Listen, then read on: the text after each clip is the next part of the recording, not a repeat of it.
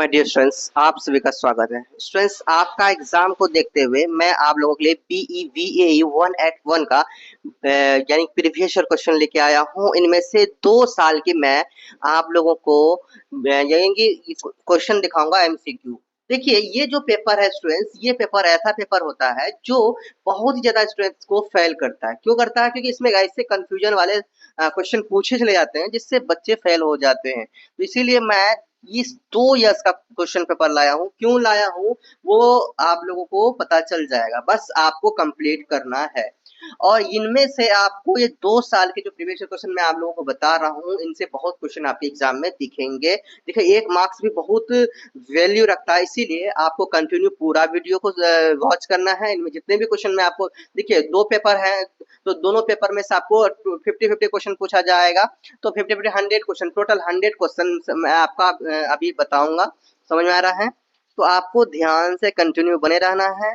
और देखिए, ये जो ऐसा क्वेश्चन पेपर है स्टूडेंट्स, जो कि BA के लिए, बीकॉम के लिए और BSc तीनों के लिए पूछे जाते हैं। तीनों जो भी तीनों कोर्स, कोई भी कोर्स लिए हैं, तीनों कोर्स में ये पूछे जाते हैं। भैया आप सोच सकते हो, BA के हो, बीकॉम को हो या BSc, तीनों में किसी भी चीज के छात्र हैं, तीनों को पूछा जाएगा, है ना। तीनों स्टूडेंट्स को आ रहा है, मतलब बहुत सारे स्टूडेंट्स को ये कोड मिला है। इनका एग्जाम देना होता है बहुत ही, और बहुत सारे बच्चे इसमें फेल होते हैं भैया।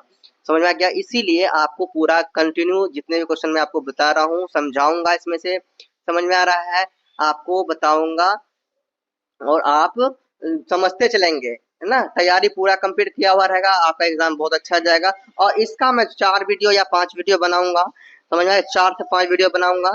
4 से 5 वीडियो पूरा देखना है, समझना है एग्जाम देने से पहले, क्योंकि आप लोग कमेंट भी कर रहे थे, सर BEVAI ना, BEVAI का ये वीडियो बनाइए सर, है ना। BEVAE का 181, BEVAE 181 का बनाइए सर, यही है आपका कोड। इसी कोड के बारे में आप लोग कमेंट कर रहे थे, सर बनाइए बनाइए सर, तो मैं बना रहा हूँ। फर्स्ट वीडियो है, आपको पूरा देखना है। वीडियो लंबी हो सकती है 1 आवर तक का, सो आपको कंटिन्यू बने रहना है, जाना नहीं है, आपको क्वेश्चन देखना। देखिए, ये जो पेपर पूछे जाएंगे, ये जो पेपर जो आएंगे स्टूडेंट्स, वो आपके 2 आवर्स के पेपर होंगे, 2 घंटे के। एंड अधिकतम जो मार्क्स इसमें मिलेंगे आपको 50 मार्क्स मिलेंगे।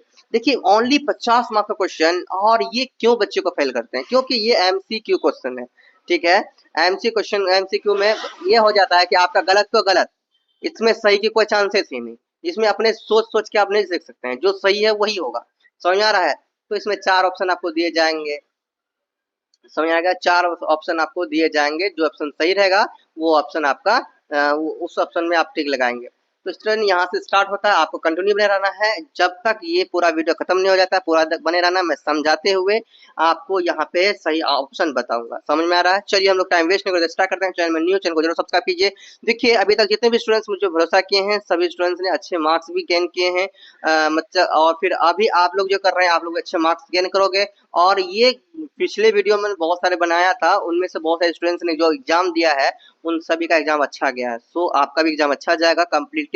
आपको जो 3-4 वीडियो मैं कराऊंगा करना है, ये फर्स्ट वीडियो है, और 2-3 वीडियो मैं कराऊंगा एग्जाम से पहले, है ना। चलिए, हम लोग टाइम वेस्ट नहीं करते, स्टार्ट करते हैं। फर्स्ट प्रश्न आपका यही है कि उस समिति के अध्यक्ष कौन थे जिन्होंने आवर, है ना, आवर कॉमन फ्यूचर शीर्षक के से रिपोर्ट प्रस्तुत की थी। तो भैया, वो है आपका, याद रखना, वो है आपका मॉरिस स्ट्रॉन्ग, ठीक है। मॉरिस स्ट्रॉन्ग, ये आपका ऑप्शन नंबर 1, ये आपका सही है। तो आप लोग देखते चलिए, जो सही ऑप्शन रहेगा मैं बताते चलूंगा।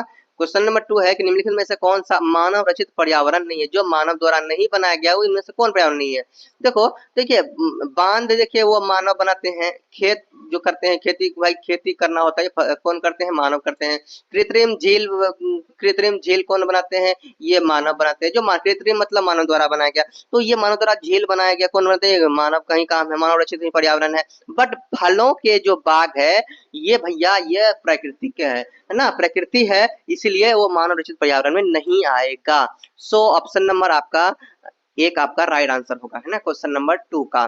चलिए, क्वेश्चन नंबर आप 3 देखिए क्या है। क्वेश्चन नंबर 3 है कि 1992 में पर्यावरण और विकास पर संयुक्त राष्ट्र सम्मेलन आयोजित किया गया। ऑप्शन नंबर 1 है जॉन्सबर्ग, ऑप्शन नंबर 2 है रियो डी जेनेरियो में, ऑप्शन नंबर 3 है स्टॉकहोम में, और ऑप्शन नंबर 4 है पेरिस में। तो इसका राइट जो आंसर होगा स्टूडेंट्स वो होगा आपका क्वेश्चन नंबर, इसका क्वेश्चन नंबर 3 का राइट आंसर है रियो रियो डी जेनेरियो में हो जाएगा। ठीक है, ये आप लोग मिलाइए।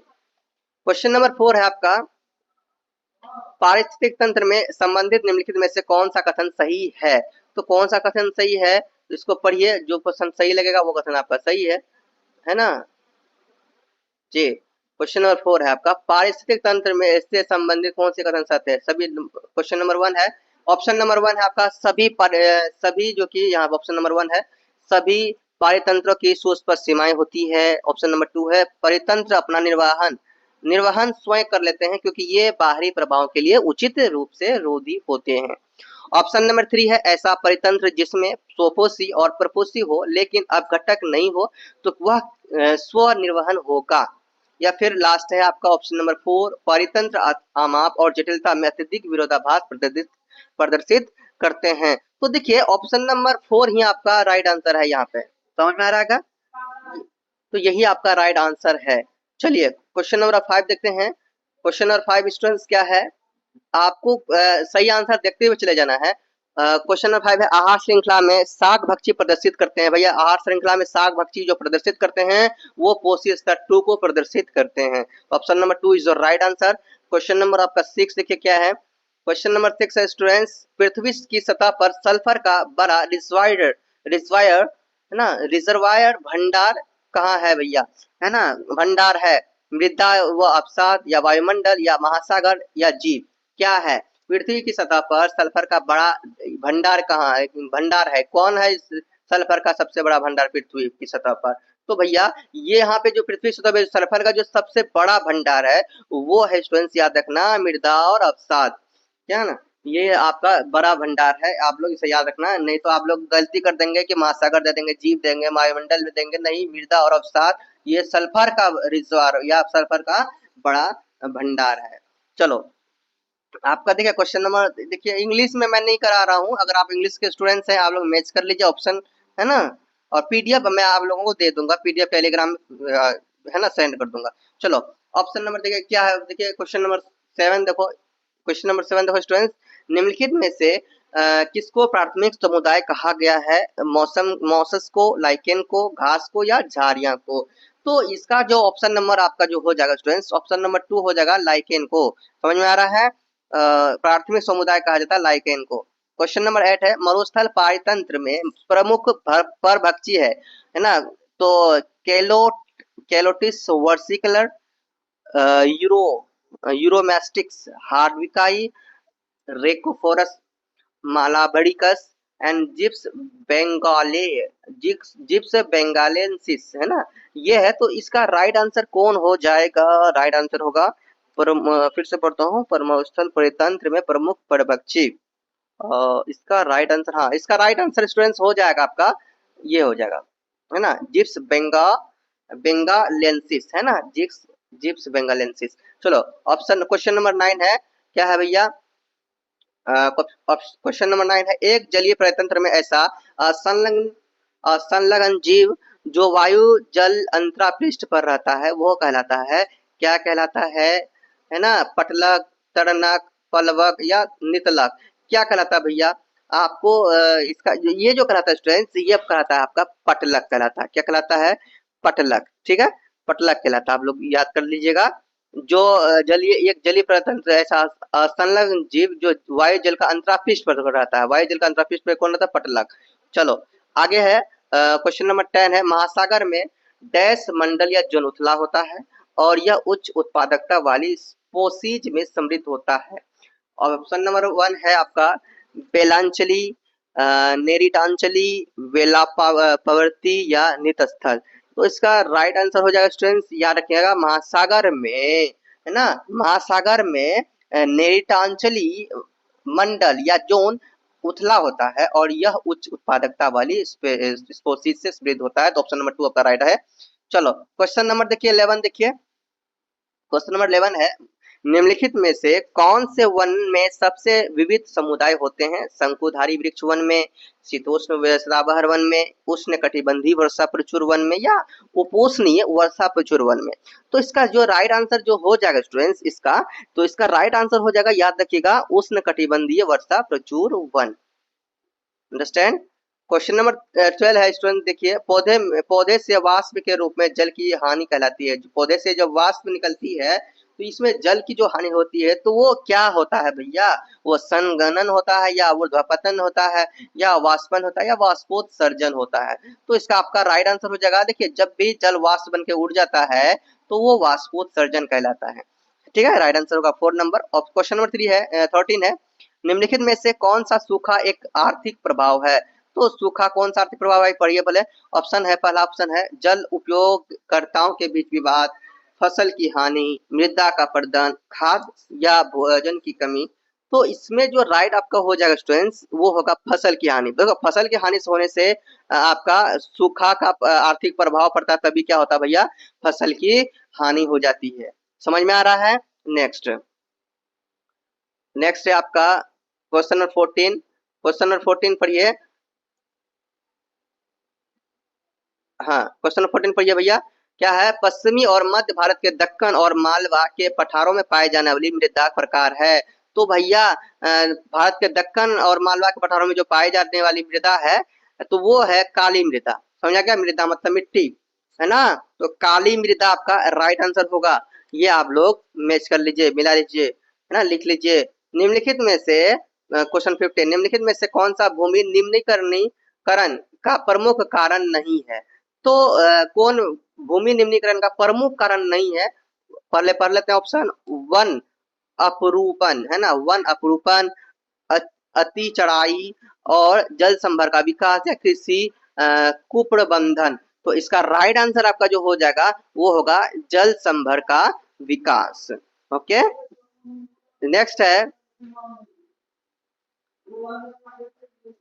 16 नंबर, उष्णकटिबंधीय वर्षा प्रचुर वन के बारे में इनमें से कौन सा कथन सही नहीं है? ये पृथ्वी की भू स्तर से 7% कम भाग में फैले हुए हैं।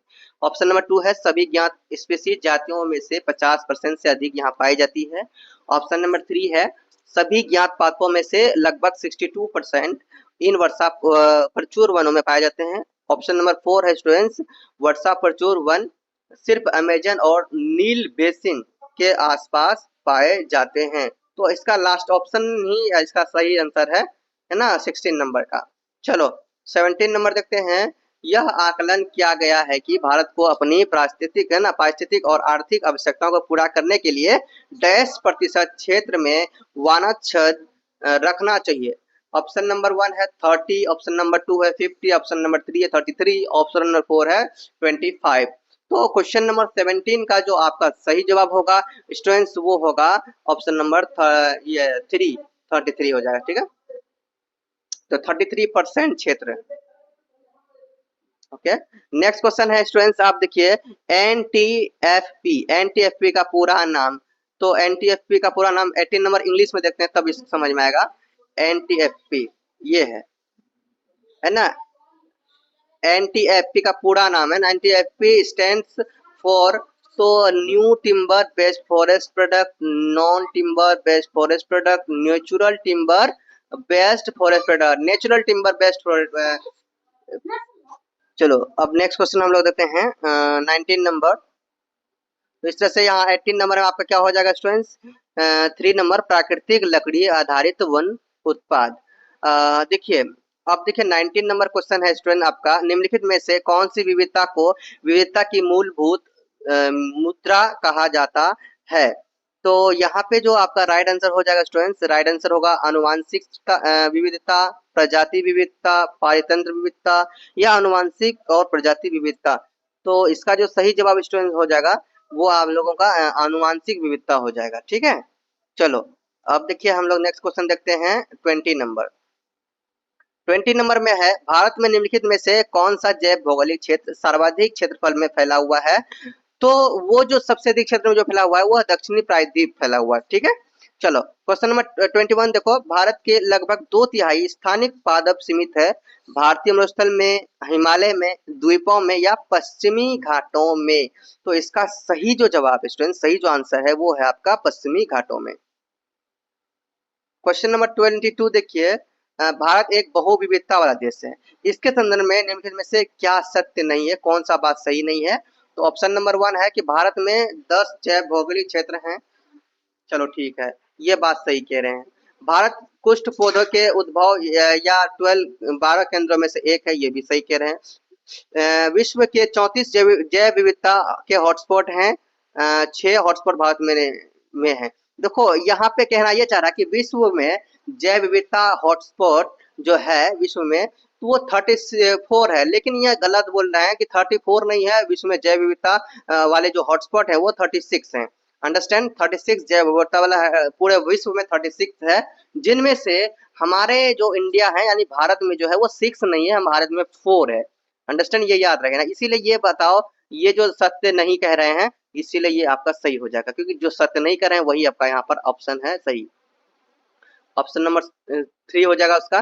23 नंबर देखिए, 23 नंबर में भारत में पहले रंग और ज्वारीय ऊर्जा परियोजना स्थापित की गई थी, केरल में विंझीजम में, है ना, केरल के विंझीजम में, गुजरात के हंसकल क्रोक में, पश्चिम बंगाल के सुंदरबन में या तमिलनाडु के चेन्नई में लिखा हुआ है, या के लगाना, ठीक है।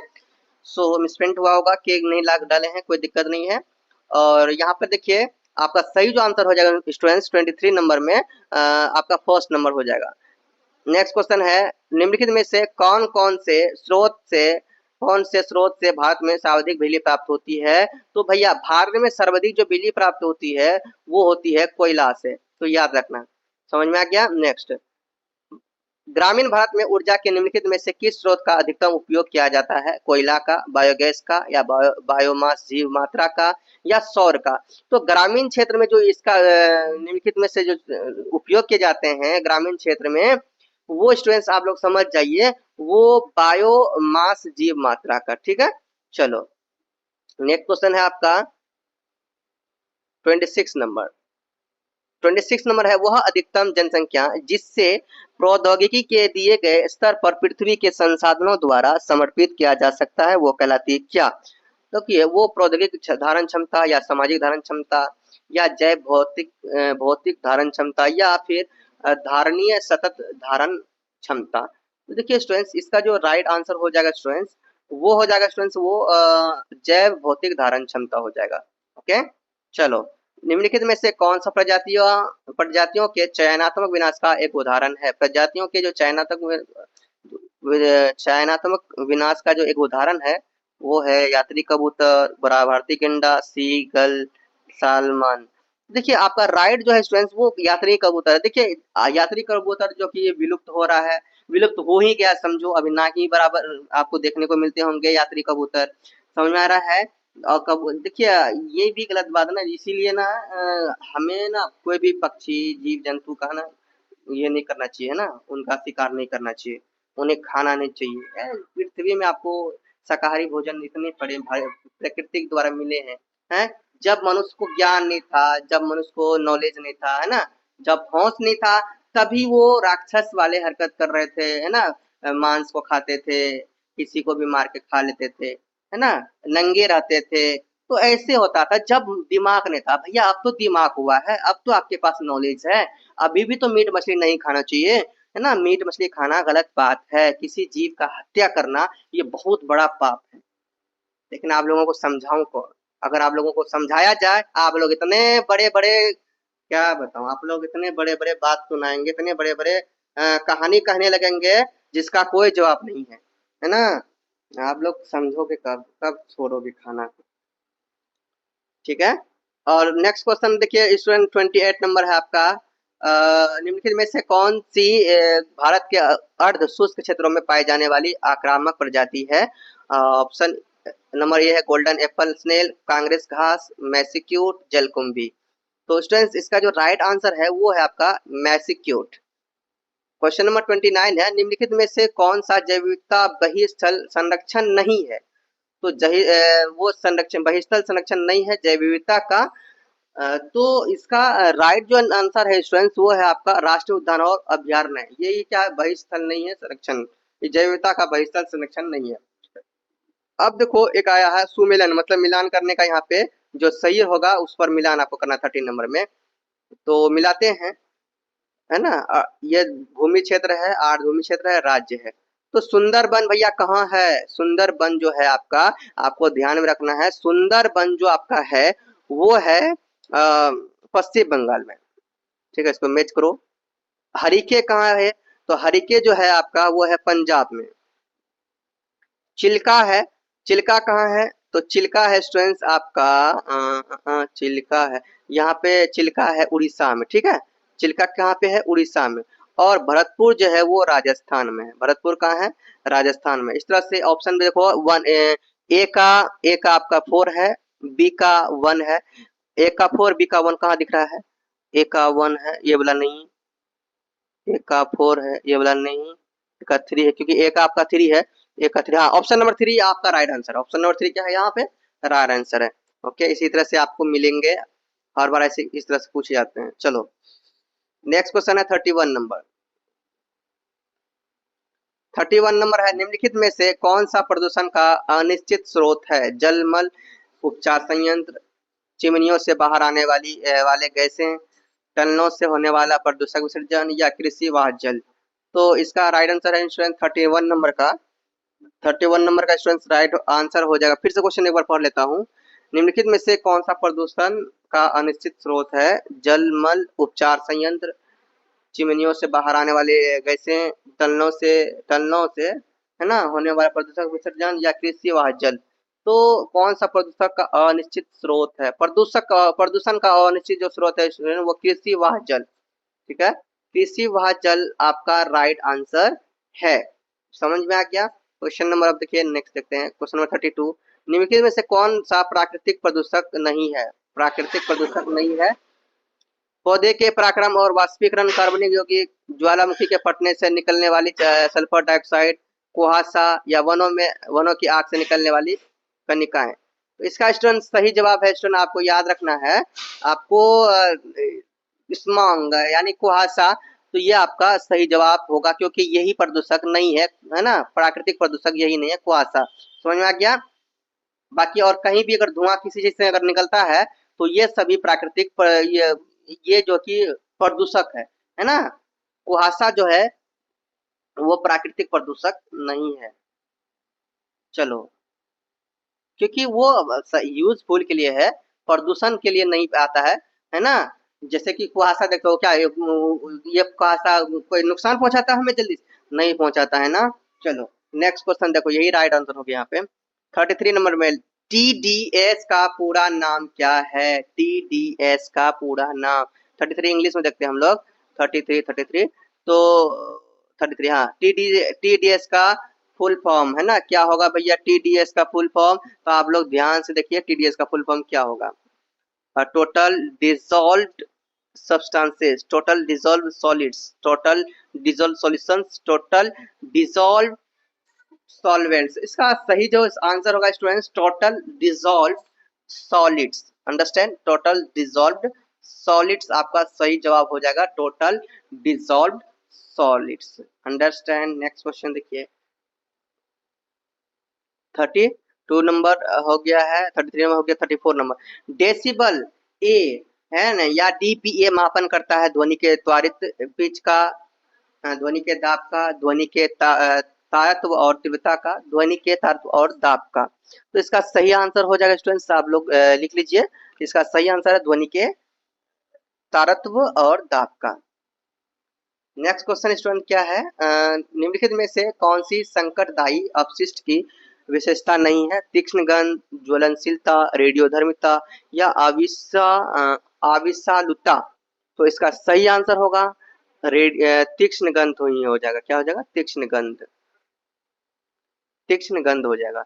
नेक्स्ट क्वेश्चन है स्टूडेंट, निम्नलिखित में से कौन सा संकटदायी अपशिष्ट का भौतिक उपचार नहीं है? अनुकूलन, अनुपन, पाचन, या कंपोस्टिंग। तो 36 नंबर है जो आपका राइट आंसर हो जाएगा स्टूडेंट्स। फिर से एक बार क्वेश्चन पढ़ लेता हूं मैं। निम्नलिखित में से कौन सा संकट दायी अपशिष्ट का भौतिक उपचार नहीं है, अनुकूलन, अनुपन, कंपोस्टिंग या फिर पाचन। तो इसका सही आंसर जो स्टूडेंट आपका हो जाएगा वो आपका 2 नंबर ही हो जाएगा। क्यों होगा? देखो पाचन भी अपशिष्ट का भौतिक उपचार होता है, कंपोस्टिंग भी होता है, ठीक है। और यहाँ पे अनुकूलन, तो कौन सा संकटदायी अपशिष्ट का भौतिक संकटदायी अपशिष्ट का भौतिक उपचार की बात किया जाए तो वो अनुपन अनुपन हो जाएगा। समझ में आ गया? अनुपन हो जाएगा। इस तरह से आपका जो ऑप्शन नंबर जो होगा वो अनुपन राइट आंसर होगा। चलो 37 देखते हैं। जब अनेक उद्योगों और शहरी क्षेत्रों में अपशिष्टों के निस्तारण के लिए पर्याप्त खाली स्थान नहीं होता है तो सामान्यतः निम्नलिखित में से किस विधि का उपयोग किया जाता है? भूमिगत निस्तारण, समुद्र में क्षेपण, भस्मीकरण या भूमिगत निस्तारण और समुद्र में क्षेपण दोनों। तो इसका राइट आंसर होगा स्टूडेंट्स, देखिए इसका राइट आंसर हो जाएगा भस्मीकरण। भस्मीकरण आपका राइट आंसर हो जाएगा, ठीक है। 13 आप लोग एक बार फिर से पढ़ लीजिए, इसका भस्मीकरण ही होगा। वीडियो लेकिन लंबा चले जाएगा इसलिए जल्दी करना होगा। 38 नंबर देखिए, 38 नंबर में है जलवायु परिवर्तन पर अंतर सरकारी हाँ सरकारी पैनल की स्थापना हुई थी। कब हुई थी भैया? तो ये जो स्थापना हुई थी स्टूडेंट्स वो हुई थी 1988 में, है ना। अंतर अंतर सरकारी पैनल की जो स्थापना हुई थी वो 1988 में हुई थी। अब देखो नेक्स्ट क्वेश्चन क्या है। ओजोन की अधिकतम सांद्रता पाई जाती है क्षोभ मंडल, समताप मंडल, मध्य ताप मंडल या आयन मंडल। ओके, तो इसका राइट आंसर हो जाएगा, आप लोग लिख लीजिए। राइट जो आंसर होगा आप राइट आंसर क्या हो जाएगा? समताप मंडल। क्या हो जाएगा स्टूडेंट? समताप मंडल। चलो अब नेक्स्ट क्वेश्चन देखिए। निम्नलिखित में से कौन सा अम्ल वर्षा का प्रभाव नहीं है? तो अम्ल वर्षा का प्रभाव नहीं है पृथ्वी के सतह पर तापमान का बढ़ जाना, फसलों के और वनों के पर विनाशकारी प्रभाव, हृदय और फेफड़ों पर संबंधी समस्या या जलीय पौधों के व जंतुओं पर प्रभाव। तो स्टूडेंट्स इसका राइट आंसर हो जाएगा स्टूडेंट्स पहला नंबर में पृथ्वी की सतह पर तापमान का बढ़ जाना, ये अम्ल वर्षा का प्रभाव नहीं है। चलो पृथ्वी शिखर सम्मेलन 2002 का आयोजन किया गया, है ना। 2002 का आयोजन किया गया। अब बताइए तो किया गया था रियो डी जेनेरियो में, स्टॉकहोम में, जोहान्सबर्ग में या पेरिस में? तो इसका सही जवाब आपका हो जाएगा स्टूडेंट्स जोहान्सबर्ग में। 42 नंबर देखिए, निम्नलिखित में से किस शहर में राष्ट्रीय हरित अधिकरण अधिनियम की एक क्षेत्रीय शाखा स्थित है? मुंबई में, नई दिल्ली में, हैदराबाद में, भोपाल में? तो इसका सही आंसर होगा भोपाल, ठीक है, भोपाल में। राष्ट्रीय हरित अधिकरण अधिनियम याद रखना, ये किस शहर में इसकी शाखा स्थित है? तो भोपाल में। 43 देखिए, 43 देखिए स्टूडेंट्स, भारत के संविधान में निम्नलिखित में से किस अनुच्छेद में कहा गया है कि राज्य का प्रयास होना होगा कि वह पर्यावरण की सुरक्षा करे तथा उसका सुधार करे तथा देश के वनों और वन्यजीव को सुरक्षा प्रदान करे? अनुच्छेद देखिए इसका, इसमें जो अनुच्छेद 48 ए में ही बताया गया था, अनुच्छेद 48 के ही ए में बताया गया है कि भैया राज्य का प्रयास होगा कि वो पर्यावरण की सुरक्षा करे तथा उसका सुधार करे तथा देश के वनों और वन्यजीव को सुरक्षा प्रदान करे। तो ये अनुच्छेद 48 ए में ही दिया हुआ है। समझ में आ रहा है? तो ये राइट आंसर है। अब नेक्स्ट क्वेश्चन देखते हैं, क्वेश्चन नंबर 44।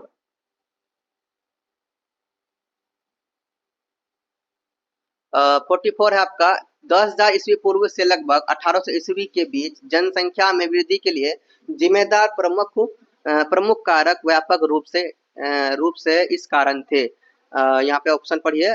बढ़ती जन्म दर कृषि की वृद्धि के अनुरूप थी। उच्च दर, सेकेंड है ऑप्शन उच्च जन्म दर और अल्प मृत्यु दर। तीसरा ऑप्शन है उच्च जन्म दर और औद्योगिक क्रांति के अनुरूप थी। या 4 नंबर ऑप्शन है औद्योगिक क्रांति, शहरीकरण और बेहतर स्वास्थ्य देखभाल सेवाओं के कारण मृत्यु दर में कमी। तो स्टूडेंट्स इसका सही जो जवाब हो जाएगा, सही जो आंसर हो जाएगा वो होगा 1 नंबर, बढ़ती जन्म दर की कृषि एवं वृद्धि के अनुरूप। 45 नंबर देखो, 45 नंबर में है आपका, निम्नलिखित में से किस रोग को आनुवांशिक नहीं माना गया है? थैलीसीमिया, हीमोफीलिया, साइजोफ्रेनिया और सिकिल सेल एनीमिया। तो स्टूडेंट्स का 45 नंबर का सही जो आंसर है आपका, ये आपका है 3 नंबर ही सही है, साइजोफ्रेनिया। ठीक है, साइजोफ्रेनिया होगा। अब देखिए 46 में क्या है, 46 में स्टूडेंट्स फिर मिलाने वाला है, तो इसमें क्या सही है आप देखिए, प्रकार और संकट है ना, प्रकार और संकट में मिलान करना है। तो वायुमंडल का जो संकट है, वायुमंडल में क्या संकट आ सकता है, अब इसका मिलाना है आपको। ठीक है, वायुमंडल में क्या संकट आ सकता है, वायुमंडल में संकट जो आ सकता है स्टूडेंट्स, यही है। हाँ, इसमें देखिए,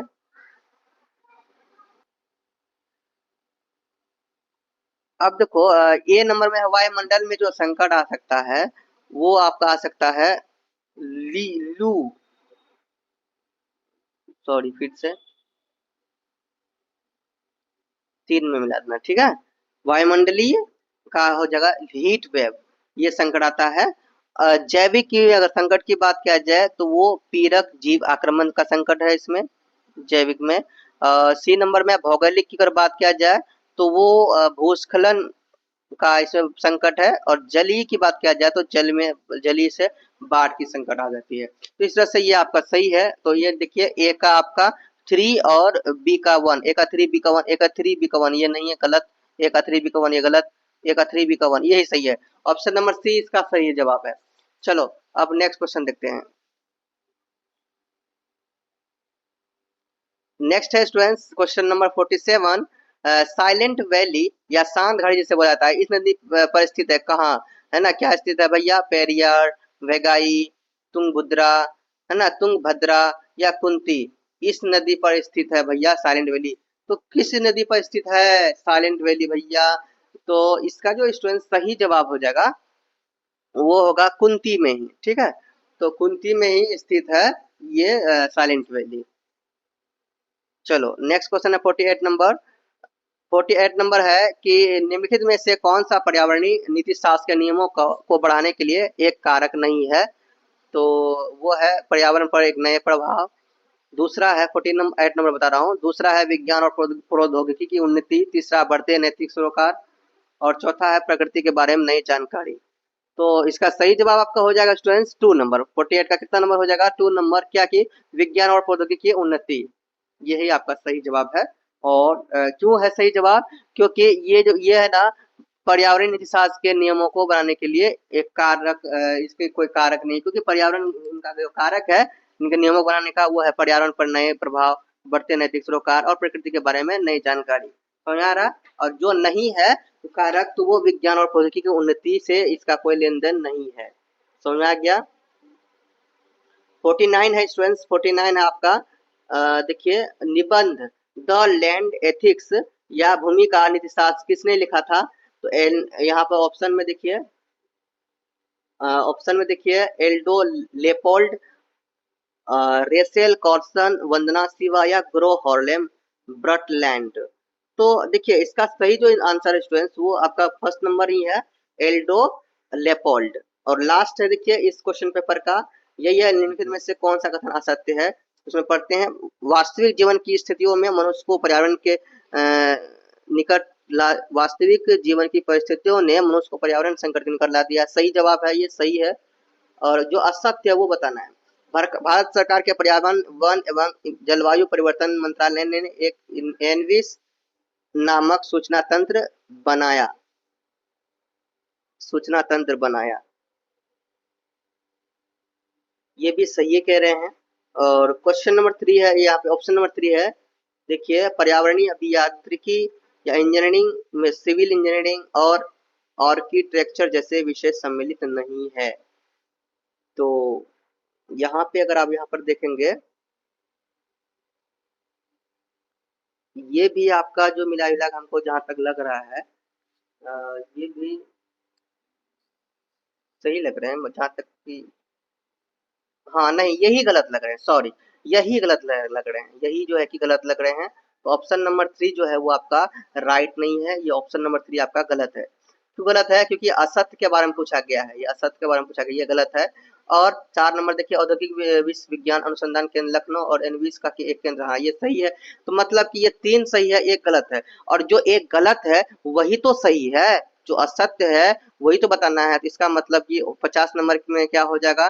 50 नंबर में आपका 3 नंबर ऑप्शन आपका राइट आंसर हो जाएगा।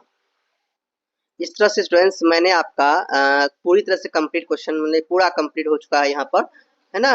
कंप्लीट क्वेश्चन पेपर कंप्लीट हो चुका है, पूरा करवा दिया मैंने, और इसका पीडीएफ टेलीग्राम में आपको मिल जाएगा। अब और एक क्वेश्चन पेपर है, ठीक है?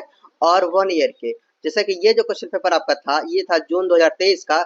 अब मैं आपको दिसंबर 2023 का जो भी क्वेश्चन पूछे गए हैं उन क्वेश्चन पेपर का क्वेश्चन का मैं आप लोगों को क्वेश्चन दिखाता हूँ, उनका आंसर बताता हूँ, ठीक है? जो सही ऑप्शन है वो बताता हूँ।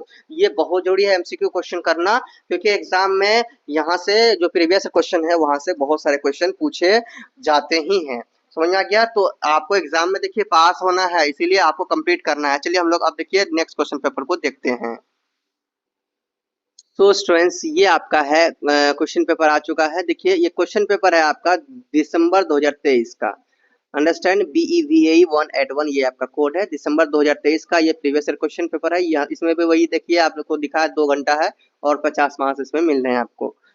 चलिए इसका भी हम लोग पूरा क्वेश्चन देखते हैं, जितने भी एमसीक्यू हैं सभी एमसीक्यू देखते हैं, इसका आंसर बताता हूँ मैं और आप उसको समझते चलना है आपको। चलिए पहला क्वेश्चन इसमें पूछा गया है, सतत विकास की अवधारणा को किसमें औपचारिक रूप से परिभाषित किया गया था?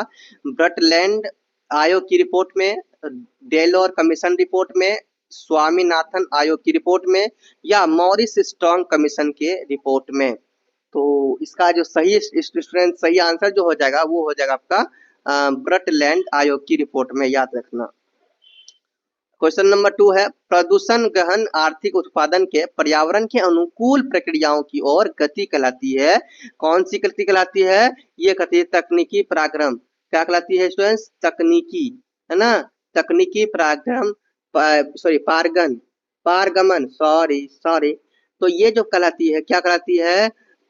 फिर से मैं क्वेश्चन पढ़ता हूँ, क्वेश्चन नंबर 2 ही है ना, फिर से पढ़ता हूँ। क्वेश्चन नंबर 2 है, प्रदूषण गहन आर्थिक उत्पादन से पर्यावरण के अनुकूल प्रक्रियाओं की ओर गति कहलाती है तकनीकी पारगमन। जल्दीबाजी में गड़बड़ हो जाता है, नहीं समझे? तो ये होता है। क्वेश्चन नंबर आपका 3 है, निम्नलिखित में से कौन सा सतत विकास लक्ष्यों में से एक नहीं है? साफ पानी एवं स्वच्छता, स्वस्ति एवं स्वच्छ ऊर्जा, स्वच्छ हवा, या भूमि पर जीवन। जो 7 सतत लक्ष्य जो कि बताए गए हैं, जो सतत लक्ष्य उनमें से कौन नहीं है? देखिए इनमें से जो बात किया जाए वो स्वच्छ हवा जो है वो 7 इनके सतत लक्ष्यों में से कोई भी नहीं है, क्योंकि स्वच्छ हवा का जिक्र उसमें नहीं किया गया सतत लक्ष्यों में, ठीक है?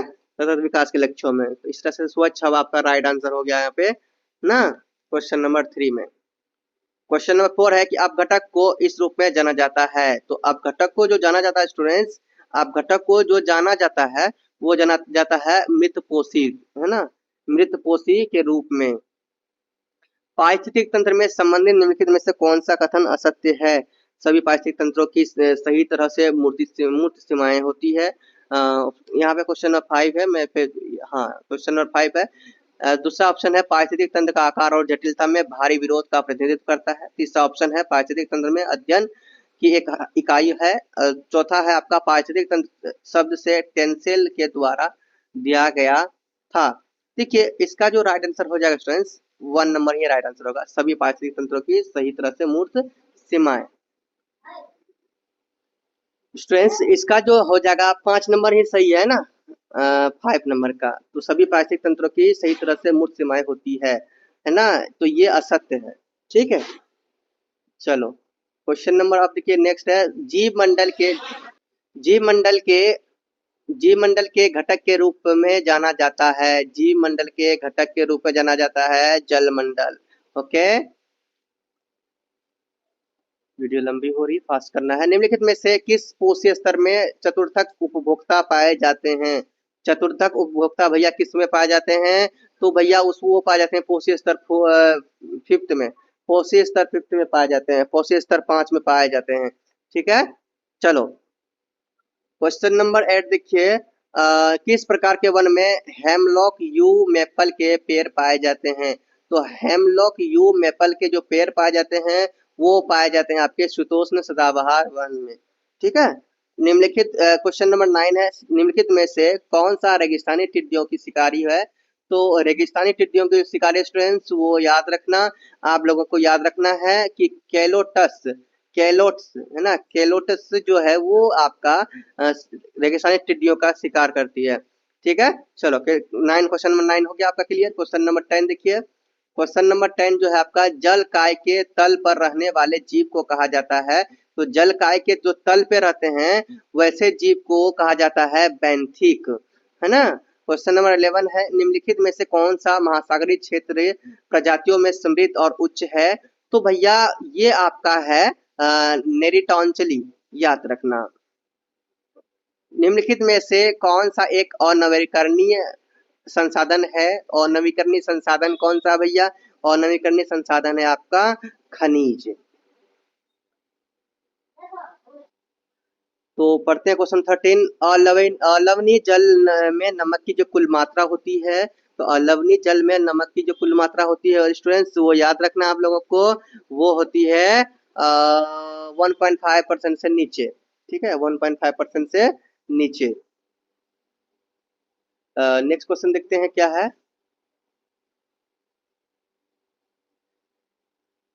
क्वेश्चन नंबर 14 देखिए, क्वेश्चन नंबर 40 है, निम्नलिखित में से कौन सी मिट्टी कपास के लिए सबसे उपयुक्त है? लाल मिट्टी, काली मिट्टी, है ना, लेटेराइट मिट्टी या जलोढ़ मिट्टी? तो आपका राइट आंसर हो जाएगा स्टूडेंट्स काली मिट्टी। ठीक है, ये कपास के लिए उपयुक्त होता है। और नेक्स्ट है क्वेश्चन नंबर 15, क्वेश्चन नंबर 15 देखिए, क्वेश्चन नंबर 15 जो है स्टूडेंट्स, निम्नलिखित में से कौन सी मृदा संरक्षण विधि नहीं है? चेक डैम का निर्माण, वृक्षारोपण, मिट्टी का को गिला कर रखना, तट के साथ चौड़ी दीवार प्रारूप, चौड़ी दीवार का प्रारूप। तो इसका जो राइट आंसर हो जाएगा स्टूडेंट्स वो हो जाएगा आपका मिट्टी का को गीला करना, मिट्टी को गीला करना। चलो क्वेश्चन नंबर आपका जो 16 है स्टूडेंट्स वो देखिए, निम्नलिखित में से वनों का आर्थिक महत्व कौन सा है? प्राकृतिक वास्तविक तंत्रों और प्रक्रियाओं का समर्थन करना, वैश्विक जलवायु का औचित्य बनाए रखना, जैव विविधता को बचाना, कीटनाशकों और पीड़कनाशकों के रूप में उपयोग किए जाने वाले उत्पादों को प्राप्त करना। तो 16 नंबर का जो आपका राइट आंसर हो जाएगा वो हो जाएगा स्टूडेंट्स 4 नंबर ही हो जाएगा, कीटनाशकों और पीड़कनाशकों के रूप में उपयोग के लिए किए जाने वाले उत्पादों का प्राप्त करना। ठीक है। क्वेश्चन नंबर 17 देखिए, वन से संबंधित निम्नलिखित में से, वन से संबंधित निम्नलिखित में से कौन सा कथन सही नहीं है? तो यह कार्बन सिंक का एक प्रमुख स्रोत है, यह भूस्खलन को रोकता है, यह वेक्टर जनित 3 नंबर है, यह वेक्टर जनित रोगों के लिए प्रत्यक्ष तौर पर जिम्मेदार है, और चौथा जो है कि यह जैव विविधता का सबसे बड़ा भंडार है।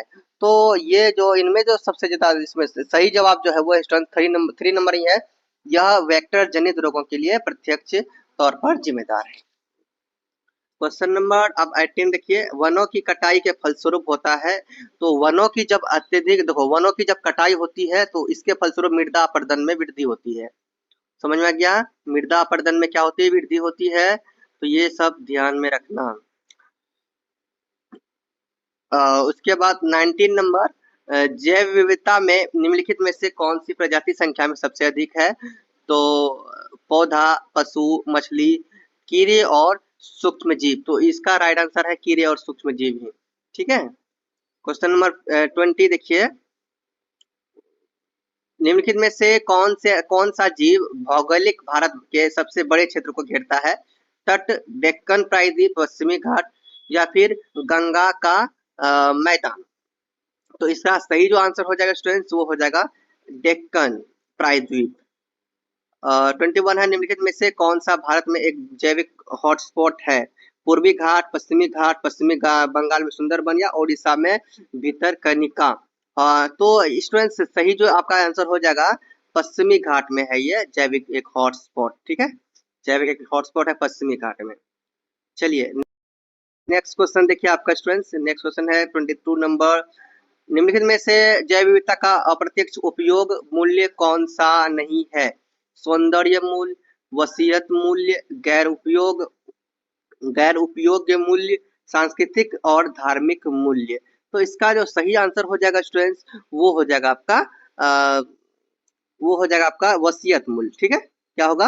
वसीयत मूल्य। निम्नलिखित में से कौन सा ऊर्जा का गैर पारंपरिक स्रोत नहीं है? ऊर्जा का गैर पारंपरिक स्रोत नहीं है, तो ऊर्जा का गैर पारंपरिक स्रोत नहीं है, जैसे कि देखो यहाँ पे देखा जाए तो सौर ऊर्जा पारंपरिक स्रोत है, गैर पारंपरिक स्रोत है, पवन ऊर्जा गैर पारंपरिक स्रोत और भूतापीय गैर पारंपरिक स्रोत। तो परमाणु ऊर्जा जो है वो गैर पारंपरिक स्रोत नहीं है, तो सही हो जाएगा आपका परमाणु ऊर्जा। नेक्स्ट क्वेश्चन है 24 नंबर, देखिए भारत में निम्नलिखित में से कौन सा क्षेत्र भूतापीय ऊर्जा के लिए उपयुक्त माना जाता है? तो इसमें 4 ऑप्शन है, उत्तर पश्चिमी हिमालय, उत्तर पूर्वी हिमालय, पश्चिमी राजस्थान, भारत का पूर्वी तट। तो इसका जो राइट है स्टूडेंट, उत्तर पश्चिमी हिमालय ही राइट है। भारत की आधे से अधिक ऊर्जा की आवश्यकता की पूर्ति किसके द्वारा की जाती है? तेल के द्वारा, पनबिजली के द्वारा, कोयला के द्वारा या प्राकृतिक गैस के द्वारा। तो इसका जो सही आंसर है स्टूडेंट, कोयला के द्वारा ही, है ना, अधिक से अधिक पूर्ति किया जाता है, अधिक से अधिक, है ना, ऊर्जा की पूर्ति किया जाता है। भारत की आधे से अधिक ऊर्जा की पूर्ति की जाता है किसके द्वारा? कोयला के द्वारा। नेक्स्ट है आपका 26 नंबर, ऊर्जा का तात्पर्य है। ऊर्जा का क्या तात्पर्य है? वे गांव जो अपने आवश्यक ऊर्जा संसाधनों का उत्पादन स्वयं करते हैं, ऐसे गांव जिनमें सरकार द्वारा प्रयोगात्मक आधार पर गैर पारंपरिक और वैकल्पिक प्रणाली स्थापित की गई है। तीसरा है ऊर्जा संसाधनों के विवेकपूर्ण उपयोग के बारे में जागरूकता पैदा करने के लिए आदर्श गांवों की स्थापना की गई। या चौथा है यह ऊर्जा संसाधनों से संबंधित नहीं है। तो 26 नंबर जो आपका राइट हो जाएगा, 2 नंबर ही होगा स्टूडेंट्स, ऐसे गांव जिनमें सरकार द्वारा प्रयोगात्मक और गैर पारंपरिक वैकल्पिक प्रणाली की स्थापित की गई है। तो ऑप्शन नंबर 2 ही सही होगा। निम्नलिखित में से कौन सा चयनात्मक विनाश का एक उदाहरण है? तो चयनात्मक विनाश का जो उदाहरण है स्टूडेंट्स, वो है आपका यात्रु कबूतर। यात्री जो कबूतर है वो चयनात्मक, ये देखिए पिछले साल में पूछा गया था, चयनात्मक विनाश का एक उदाहरण है। तो देखिए स्टूडेंट्स, ये बहुत जल्दी विलुप्त भी हो रहे हैं, हो ही गए समझ जाओ यात्री कबूतर। ओके स्टूडेंट्स, तो यही सही है इसका। चलो अगर देखते हैं आगे है, ये सब ध्यान रखना स्टूडेंट्स। निम्नलिखित में से कौन सा जानवर व्यावसायिक शिकार का हिस्सा नहीं है? तो व्यावसायिक पिछले साल पूछा गया था, तो व्यावसायिक शिकार का हिस्सा नहीं है। व्यावसायिक शिकार मतलब जैसे व्हेल का है, तो व्हेल को अगर हम लोग पकड़ेंगे, बेचेंगे, बिकेगा, हम लोग की नहीं, लोग बेचते हैं भैया शिकार, हम तो हम ही काम करते हैं क्या? हम तो ये सब काम नहीं करते ना, हम तो नहीं खाते ना मछली, हैं? हम तो मछली का व्यापार नहीं करते ना, तो कौन इनका व्यावसायिक शिकार का हिस्सा नहीं है, ये बताना है। व्हेल है क्या? व्हेल तो व्यावसायिक व्यापार का हिस्सा है, सांप भी है, हिरन भी है, तो जंगली गधा ही है ऐसा जो व्यावसायिक शिकार का हिस्सा नहीं, क्योंकि इसे अलग से रखा जाता है ना, इसको अलग से रखा जाता है, इसका संरक्षण किया जाता है। समझ में आ रहा है? तो ऑप्शन नंबर जो है कि इसका जो हो जाएगा जंगली गधा ही आपका सही हो जाएगा। निम्नलिखित में से कौन सा आक्रामक प्रजाति का उदाहरण नहीं है? जलकुंभी, घास, मिट्टी मटर या मैस्किट। तो स्टूडेंट्स इसका जो हो जाएगा सही आंसर, इसका सही आंसर हो जाएगा मीठी मटर। आक्रामक प्रजाति का उदाहरण नहीं है, बाकी सब आक्रामक उदाहरण है, क्योंकि जलकुंभी भी आक्रामक उदाहरण है, प्रजाति का उदाहरण है, ये भी आक्रामक प्रजाति में आ जाता है, मैस्किट भी। मीठी मटर नहीं आता है, तो इसलिए आंसर इसका हो जाएगा मीठी मटर। नेक्स्ट है क्वेश्चन नंबर 30, निम्नलिखित में से कौन सा स्वस्थानीय संरक्षण का एक उदाहरण है? राष्ट्रीय उद्यान, प्राणी उद्यान, कैप्टिव प्रजनन, पालना। तो कौन सा स्थानीय संरक्षण का एक उदाहरण है? तो इसका सही आंसर स्टूडेंट राष्ट्रीय उद्यान ही है। क्या है? राष्ट्रीय उद्यान ही सही आंसर है। नेक्स्ट क्वेश्चन है, निम्नलिखित में से कौन सा एक गैर बिंदु स्रोत प्रदूषण है? चिमनी के माध्यम से अपशिष्टों का निर्वहन, उद्योगों का पाइप के माध्यम से निर्वहन, कृषि क्षेत्रों की अफवाह या एक संयुक्त क्षेत्र में विषाक्त पदार्थों को फेंकना। तो इसका सही है स्टूडेंट्स कृषि क्षेत्रों से अफवाह, इसको कर लीजिए लॉक। नेक्स्ट है निम्नलिखित में से कौन सा प्राथमिक प्रदूषक नहीं है? Carbon monoxide, carbon dioxide, sulphur dioxide, sulphuric अम्ल। तो इसका सही जवाब स्टूडेंट आपका हो जाएगा, आप लोग याद रखना, सल्फ्यूरिक अम्ल। ठीक है, चलो नेक्स्ट क्वेश्चन देखते हैं। 33 भारत में आरएसपीएम का मान स्तर है। तो आरएसपीएम का जो मान स्तर है भारत में, मैं बुक भी पढ़ाऊंगा, आपको टेंशन नहीं है, मैं बुक से ऐसे ऐसे क्वेश्चन का रिपोर्ट यानी रिवीजन करवाऊंगा जो एग्जाम में आएंगे, क्योंकि जब तक इस समय बुक नहीं पढ़ा जाए तब तक बड़ा प्रॉब्लम भैया। प्रीवियस क्वेश्चन से आएंगे ही कुछ भी, लेकिन फिर भी अच्छे मार्क्स के लिए बुक को करना जरूरी है। तो मैं बुक की नेक्स्ट वीडियो भी मैं आप लोगों के लिए लेके आऊंगा, बहुत ही जल्द लेके आऊंगा। ठीक है, तो भारत में आरएसपीएम का जो मान स्तर है वो क्या है, आपको ये बताना है। आरएसपीएम का जो मान स्तर है स्टूडेंट्स वो है 60 माइक्रोग्राम प्रति घन मीटर। निम्नलिखित में से कौन से परीक्षण द्वारा कॉलीफॉर्म का पता लगाया जा सकता है?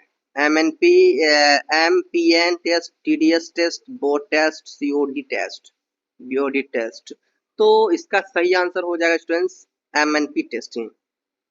ठीक है, नेक्स्ट है क्वेश्चन नंबर 35 निम्नलिखित में से कौन सा अपशिष्ट न्यूनीकरण का तरीका नहीं है? प्रक्रिया संशोधन, अपशिष्ट पृथक्करण, अपशिष्ट का पुनर्चक्रण, अपशिष्ट सांद्रता। तो इसमें से जो आपका सही आंसर इसमें हो जाएगा सही, इसमें अपशिष्ट का पुनर्चक्रण सही है। निम्नलिखित में से कौन सा अपशिष्ट का जैविक उपचार विधि नहीं है? भस्मकरण या भस्मीकरण, दृढ़ीभवन, पाचन विलयन। तो अपशिष्ट का जैविक उपचार विधि है ना, सॉरी, इनमें से लिखा हुआ है निम्नलिखित में से कौन सी अपशिष्ट की जैविक उपचार विधि है? भस्म करना, जैविक उपचार विधि, दृढ़ीभवन या पाचन या विलयन। तो इसमें से सही है जो है स्टूडेंट्स वो आपका 3 है, पाचन ही। क्या है? पाचन ही आपका है जैविक उपचार अपशिष्ट का। चलो नेक्स्ट क्वेश्चन देखिए, नाभिकीय अपशिष्ट के निपटान का सबसे अच्छा तरीका भस्मीकरण है या भूमिगत निपटान है, समुद्र में डंपिंग है या लैंडफिल निस्तारण है? तो इसका जो सही जवाब हो जाएगा स्टूडेंट्स वो है भूमिगत निपटान। ये सबसे अच्छा तरीका है नाभिकीय अपशिष्ट के निपटान का।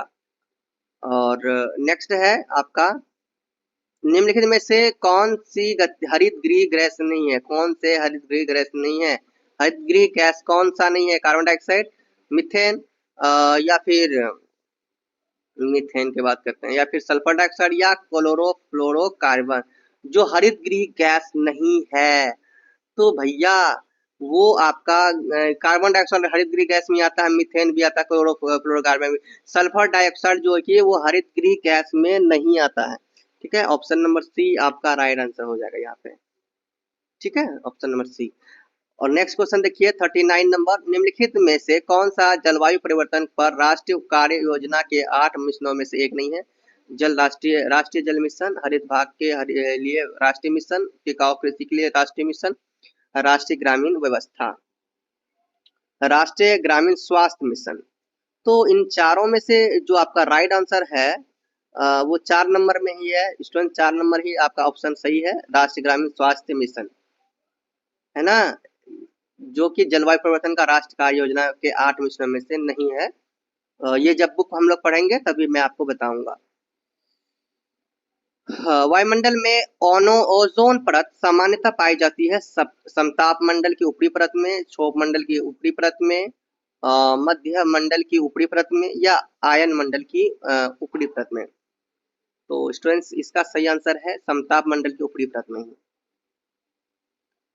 राष्ट्रीय हरित अधिकरण की प्रमुख बेंच यहाँ स्थित है, नई दिल्ली में, मुंबई में, कलकत्ता में या चेन्नई में? इसका सही आंसर हो जाएगा स्टूडेंट्स नई दिल्ली में। चलिए अब देखिए नेक्स्ट क्वेश्चन है, ओजोन परत की कमी को पूरा करने वाले पदार्थों पर मॉन्ट्रियल विज्ञप्ति पर राष्ट्रीय द्वारा सहमति व्यक्त की गई थी 1985 में, 1987 में, 1989 में, 1991 में। तो इसका सही आंसर है 1987 में। बेसेल समझौता किससे संबंधित है? जैव विविधता से, ओजोन परत का ह्रास से, रसायन और खतरनाक अपशिष्ट से या जलवायु परिवर्तन से? तो स्टूडेंट्स इसका सही आंसर है रसायन और खतरनाक अपशिष्ट से। चलो, निम्नलिखित में से कौन सा रोग अब आनुवंशिक प्रभाव के कारण नहीं होता है? हीमोफीलिया, दात्र दात्र कोशिका एनीमिया, डाउन सिंड्रोम या फिर सीजोफ्रेनिया। स्टूडेंट्स, इसमें जो सही आपका जो आंसर होगा स्टूडेंट्स, वो होगा दात्र कोशिका एनीमिया। दात्र कोशिका एनीमिया आपका राइट हो जाएगा। नेक्स्ट क्वेश्चन है, निम्नलिखित का अच्छा इसमें मिलान करना है, श्रेणी या खतरे का नाम है। तो वायुमंडल से कौन सा खतरा हो सकता है? वायुमंडलीय से जो खतरा आपका हो सकता है वो हो सकता है गर्मी की लहर, ठीक है। दूसरा, जैविक से क्या खतरा हो सकता है? तो जैविक से जो आपका हो सकता है वो जंगल की आग। जैविक से जो हो सकता है स्टूडेंट्स, वो हो सकता है जंगल की आग।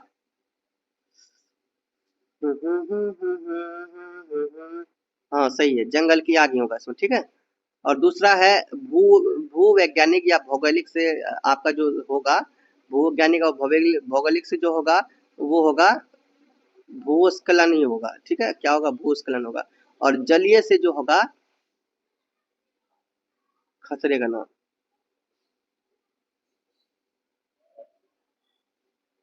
जो जलीय से होगा आपका वो होगा सूखा। समझ में आ गया? तो इसमें से सही विकल्प आपने देखा, इससे इसकी अभाव में कोई भी खतरा हो सकता है। तो इसमें देख लिए एक आपका 3,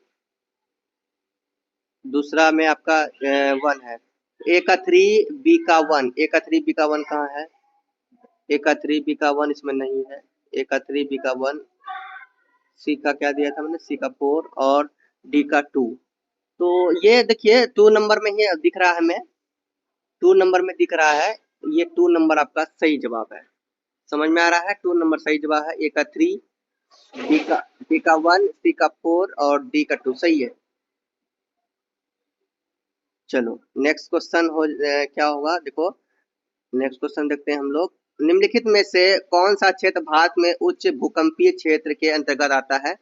तटीय ओडिशा के कच्छ, पूर्वी राजस्थान और यहाँ पे है बुंदेलखंड।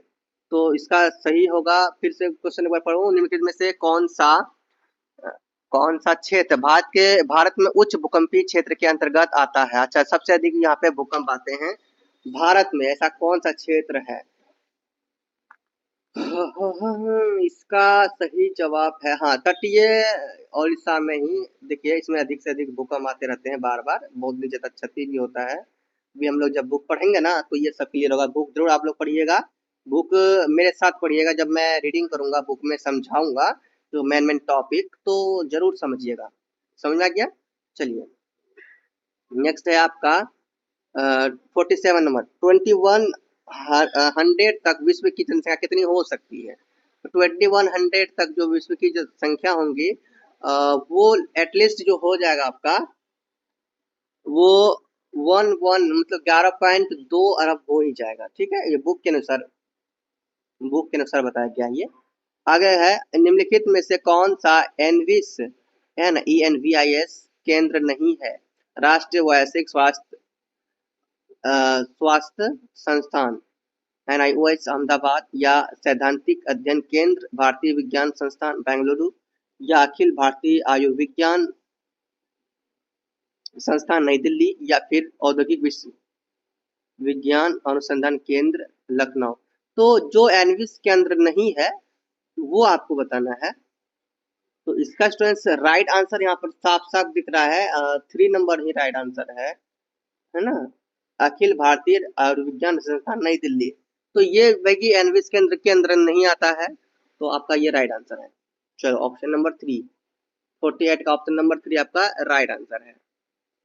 अब देखिए 49 देखिए, प्रकृति के प्रति निम्नलिखित में से कौन सा दृष्टिकोण मानता है कि पृथ्वी पर रहने वाले सभी जीवों के मूल और अधिकार हैं? मानव केंद्रवाद, पारिस्थितिकवाद, नारीवाद, प्रबंधन। तो इनका जो राइट आंसर हो जाएगा स्टूडेंट्स, वो हो जाएगा हमारे ख्याल से ये 2 नंबर आपका राइट आंसर, पारिस्थितिकवाद, ठीक है।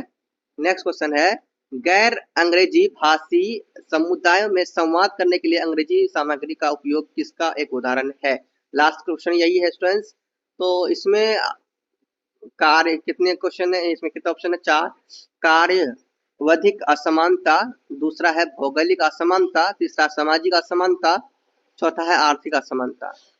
तो इसका देखिए सही जो है वो है कार्यवधिक असमानता। स्टूडेंट्स यही आपका राइट आंसर है।